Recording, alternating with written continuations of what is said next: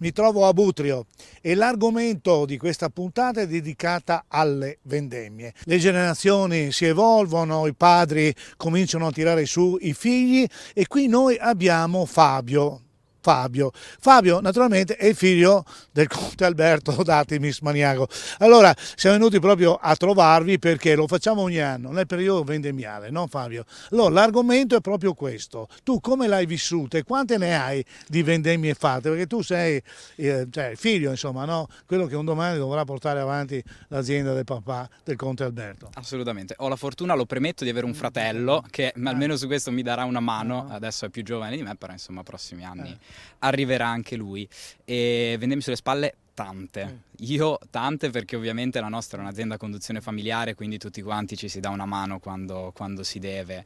E l'azienda di vendemmie ne ha sulle spalle ancora di più. Papà, quando ti ha messo in circolazione, insomma, in questo mondo del vino? Allora, io ufficialmente sono entrato in azienda 1 anno e mezzo fa più o meno, e ovviamente però visite, qualche vendemmia, qualcosetta, molto, molto prima, coadiuvando comunque, cioè bilanciando comunque il tempo che è necessario per lo studio e quello che poi si può dedicare andando l'hai al lavoro. fatto, insomma. Dai. Esatto, direi che quello ce l'abbiamo, Allora, argomento vendemmia. Allora, tu cosa puoi dire di questa vendemmia qui a Butrio, che sono le prime colline praticamente di Colli Orientali udinesi?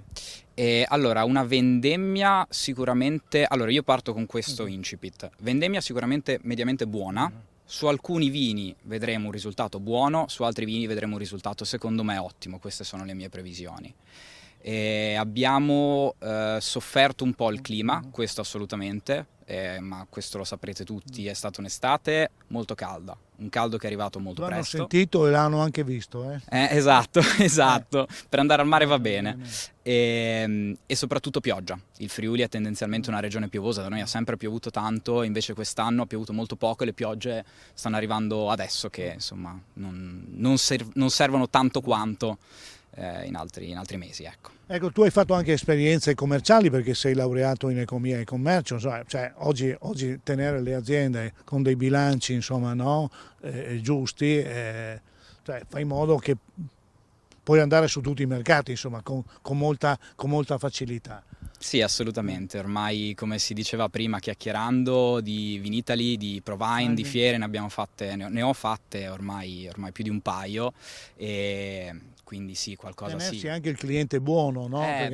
Quello è un lavoro, soprattutto in un periodo come questo. Certo, la parte di campagna rimane fondamentale, rimane il punto di partenza di tutto quanto, però poi la catena va seguita tutta dall'inizio alla fine con il massimo della cura. Ecco, qui naturalmente le cantine hanno visto lontano, sono state lungimiranti, insomma, no? con l'energia alternativa, insomma, con le biomasse, con questo. Chi invece ha avuto anche la possibilità di mettere i pannelli solari sopra, insomma, no? Se la cava in questo momento. Coloro invece che hanno detto, beh, vabbè, andiamo a fare festa invece di pensare alla propria azienda, questi sono in difficoltà. Allora la gente mi dice è andata anche bene la stagione, insomma, no? Però dopo sono arrivate le bollette. Esatto. Allora io ti chiedo, no, Fabio, anche a voi sono arrivate le bollette? Sono arrivate quelle alte o quelle, insomma, gestibili? No, sono arrivate quelle alte, Secondo me la difficoltà, ed questa è la cosa anche brutta da dire, usciamo da un periodo di Covid in cui la ristorazione, l'oreca in generale ha sofferto molto. E ci ritroviamo in un momento in cui la voglia di ripartire c'è, perché noi la vediamo sugli ordini, quando parliamo con i clienti, quando parliamo con gli agenti, la voglia di ripartire c'è tutta.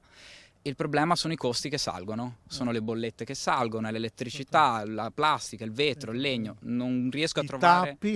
Io non riesco a trovare un prodotto che pago come l'anno scorso, non ce n'è uno. Quindi quella è un po' la difficoltà di questo periodo, però la voglia c'è tutta sia da parte nostra che da parte dei nostri clienti, e come si diceva prima, secondo me il Friuli fa il suo come microcosmo per provare a calmierare un po'. Ci si dà una mano per come si riesce, sono contento di essere qui in Friuli, devo dire. Va bene, bere meglio e bere giusto, insomma, no? Anche se ci sono appunto questi aumenti terrificanti, devo dire, su tutti i prodotti. Allora noi chiudiamo qui con Fabio, andiamo un attimo poi in cantina, lì troviamo anche Francesco Spitaleri. Ovviamente noi facciamo sempre un brindisi perché chiudiamo così, in allegria. Vabbè, no, non ci portiamo addosso tutte quante le disgrazie del mondo, ma noi le risolviamo in questa maniera. Un bel brindisi lo facciamo in cantina.